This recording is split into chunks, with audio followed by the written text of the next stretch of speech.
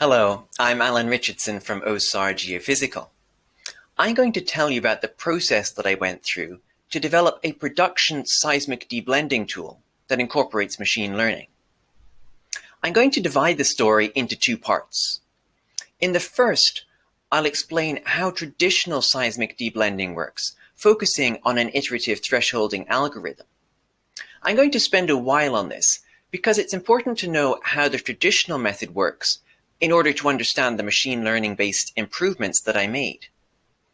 I'll also tell you about some of the problems with the traditional method that motivated these changes. Instead of using a deep convolutional neural network, I chose to use reinforcement learning for this to train a model that automatically picks the parameters for an iterative thresholding algorithm. In the second part, I'll explain why I chose to use reinforcement learning, the steps that I went through to develop a production tool, and I'll show you some results. Blending occurs when arrivals from different shots overlap in the recorded data. In a traditional non-blended survey, the time interval between shots is large enough that they don't interfere with each other. In a blended survey, the time interval is less than the record length, so shots overlap. Blending is normally done on purpose to reduce survey time and shot spacing, but it might also occur when there's interference from another survey going on nearby. In order to use a typical processing workflow, these overlapping shots need to be separated, which is what deblending attempts to do. The input to the tool is therefore seismic data with overlapping shots together with the time at which each of those shots was fired, and the desired output is the data that would have been recorded without overlapping. As you can probably imagine, it's a difficult task, since the arrivals covering the signal that we wish to recover are often tens of times higher amplitude. We can set up the task as a minimization problem. The cost function that we will minimize measures the difference between the recorded data and what we get when we blend our current model of the unblended data. We do this blending using a blending operator. The blending operator shifts the data in time to the time that each shot was fired at and sums them together. If our model is correct, it should match the recorded data when we blend it. This seems straightforward. We just need to update our model until we find one where, when we blend it with the actual shot firing times, it matches the recorded data. But there's a problem. It is that this is an underdetermined problem, so there are an infinite number of models that will satisfy this condition. For example, if we blend these two shots, they will exactly match the recorded data, but this is clearly not the right solution. So we need some additional condition. As well as matching the recorded data, the model should also look like seismic data. That's difficult to express in the common shot domain, as it's hard to distinguish between arrivals from the overlapping shot and those that we want to keep. Fortunately, we have something that provides a big help. In any domain other than the common shot domain, such as the common channel domain, the arrivals from overlapping shots will be incoherent, while those that we wish to keep should be coherent. If you haven't seen this before, it can take a while to understand why this is the case, so you might just have to take my word for it, but it might help if I point out that if a channel records an arrival 1 second after the shot is fired, then we expect that channel to also record an arrival about 1 second after the next shot is fired. The time between shots has some randomness, however. So for one shot, it might be 2 seconds before the next shot is fired, so its arrivals might start overlapping 2 seconds into the record, while for another shot, it might be 2.5 seconds until the next shot is fired. So for that shot, the overlapping won't start until 2.5 seconds into the record. This means that arrivals from the overlapping shots will not be coherent. We can therefore resolve the underdetermined issue by adding a second term to our cost function. The first term is the one we had before, which says that the model should match the recorded data when we blend it. We want the new term to express the condition that the model should be as coherent as possible in the common channel domain. A popular way to do that is to say that when we transform it into the FK domain using a multidimensional Fourier transform, it should be as sparse as possible. You can see this in the examples at the bottom. On the left is a common channel gather with incoherent overlapping arrivals. I show it in both the usual time-space domain, but also in the FK domain, where you can see that large regions are gray, which means they are non-zero, not sparse. On the right is data without overlapping arrivals, so this is what we want. And you can see that in this case, the FK domain is only substantially non-zero at a small number of points, and is essentially zero everywhere else, so sparse. To find the model that minimizes this cost function, we can use this iterative algorithm where I've set the step size to 1 for simplicity. We use our current estimate of the model and our knowledge of the shot times to estimate the overlapping arrivals, the blending noise that we wish to remove. We then subtract this from the recorded data to attenuate the blending noise. Finally, we apply an operator, I call it S, to extract the most coherent arrivals from this result, and we use that as the model estimate for the next iteration. If we're using sparseness in the FK domain, S denotes amplitude thresholding in the FK domain. In each iteration, we get a better estimate of the model. This means we get a better estimate of the blending noise. We can then attenuate the noise better, and so we get an even better estimate of the signal for the next iteration. The most important thing to note here is that everything in this algorithm is fixed except for S. The operator S is where there's room for improvement. Can we do better than FK thresholding for extracting coherent arrivals? While you're thinking about that, let's see an example of FK thresholding in action. I'm going to show an animation of the data in the TX and FK domains as they change over the iterations of the deblending algorithm. I'll play it twice so you can look at both sides. We see how the overlapping arrivals melt away. As the model of the most coherent arrivals becomes more accurate, it's able to better predict and remove the noise. The thresholding algorithm will start with a high threshold, using the highest amplitude components corresponding to the strongest and most coherent arrivals to predict the blending noise so that it can be removed. This will reveal weaker components of the signal, so we can decrease the threshold, and then these can be used to predict and remove even more blending noise, and so on, decreasing the threshold until eventually we can predict and remove all of the blending noise. So it certainly works well, especially for marine streamer data. There are a few issues, however. One is that the method has some parameters. In these two plots, I show the true error at the end of deblending for a range of threshold decay rates and number of iterations for two different datasets. The important thing to notice is that the minimum of this error occurs at different parameters for the two datasets.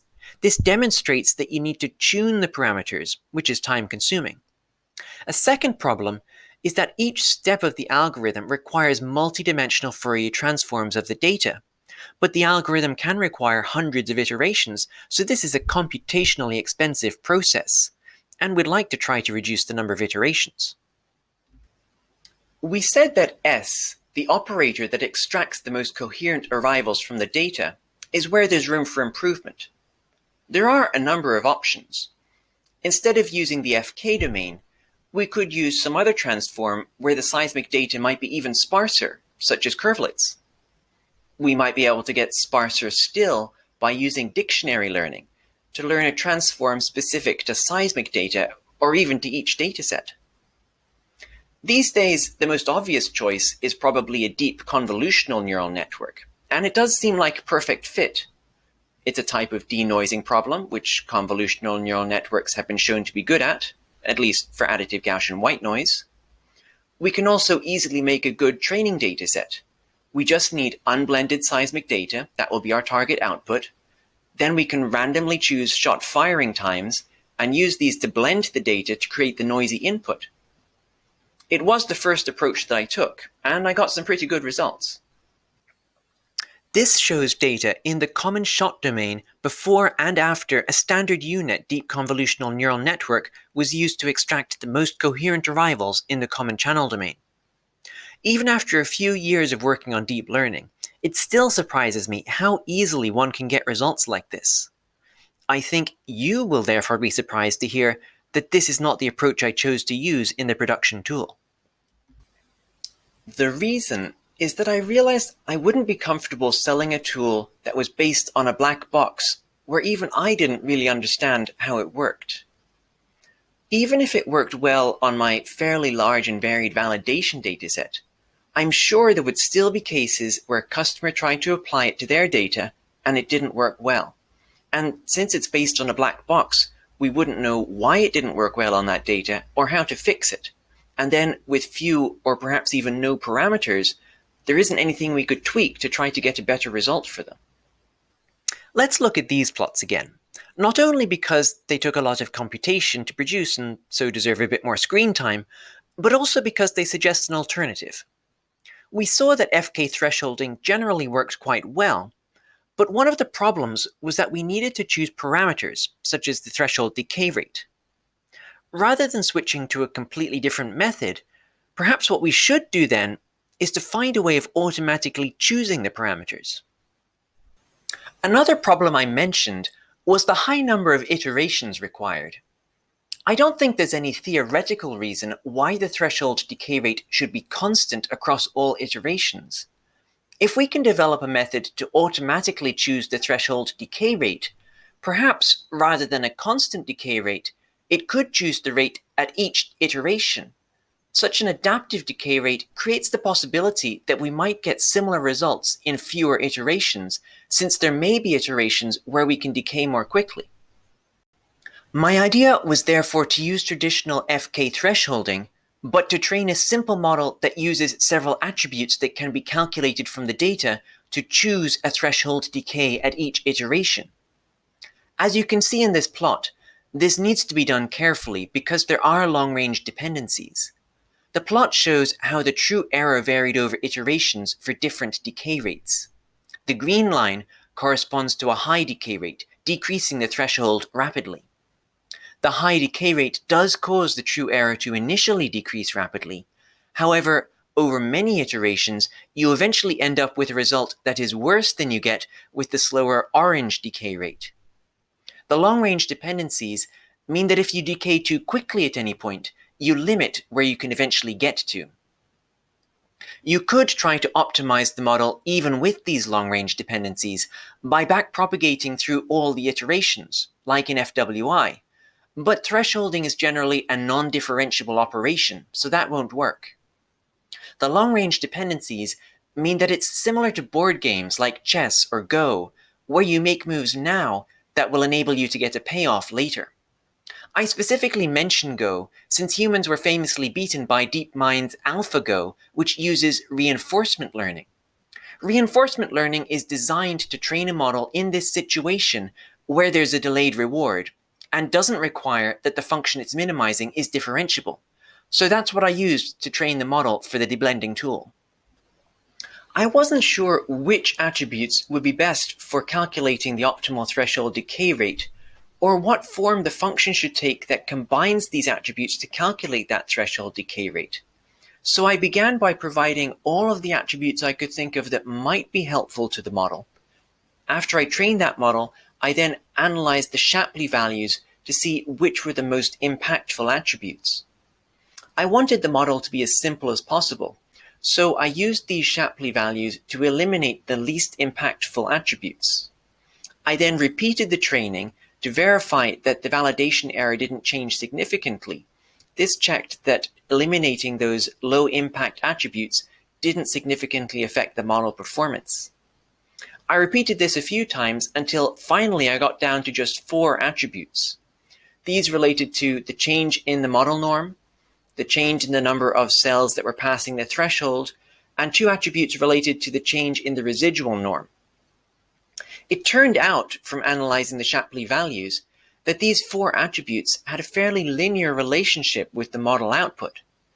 Given my preference for simplicity, You can imagine how happy this made me because it meant I could then retrain the model as a linear model with just 5 parameters.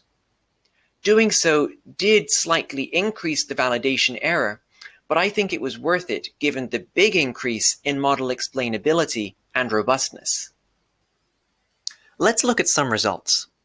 This plot shows the true error of the deblended output when using a fixed exponential decay rate between 1% and 10% for 150 iterations. The minimum error for this dataset occurred with a decay rate of 2%.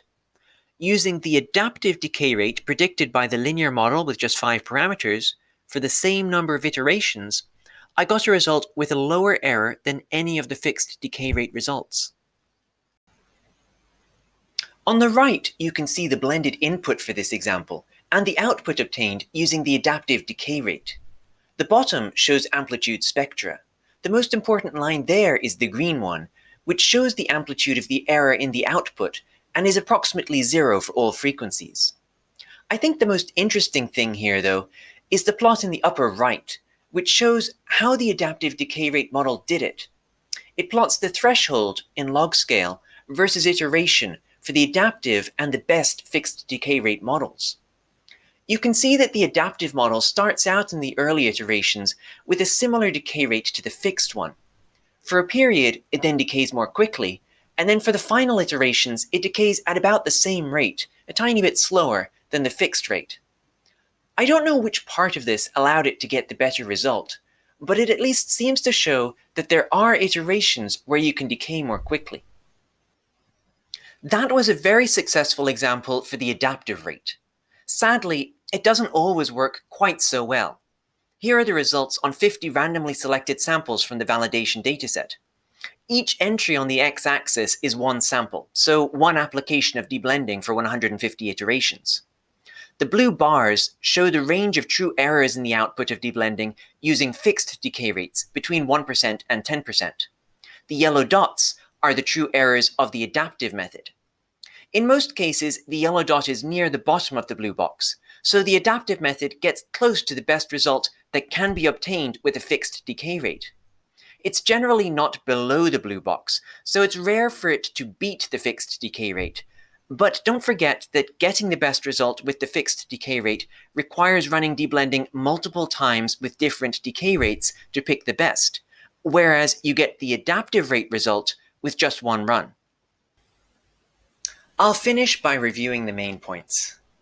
Iterative FK thresholding works pretty well for seismic deblending, but it requires that you specify the threshold decay rate, and the optimal decay rate depends on the dataset. I trained a machine learning model to automatically predict the optimal decay rate at each iteration. Because of the long-range dependencies over iterations in seismic deblending, and the fact that it's not differentiable, I used reinforcement learning to train a model that used attributes that can be calculated from the data. Analyzing the Shapley values allowed me to find the 4 most impactful attributes and to discover that these had an approximately linear effect on the model output. My final model was therefore a linear model that depended on just these 4 attributes. In most cases, it didn't outperform the best result that could be obtained with a constant decay rate, but it got pretty close to it and did so without requiring any tuning. I think this is undoubtedly an incremental improvement, rather than the sort of step change that might be possible with something more dramatic like using a deep convolutional neural network, but it's an improvement that I'm comfortable with. And I particularly like that it's based on iterative FK thresholding, which we understand, and the fact that it's just predicting the best parameters. So if you're not completely satisfied with the result, you can always easily tweak those.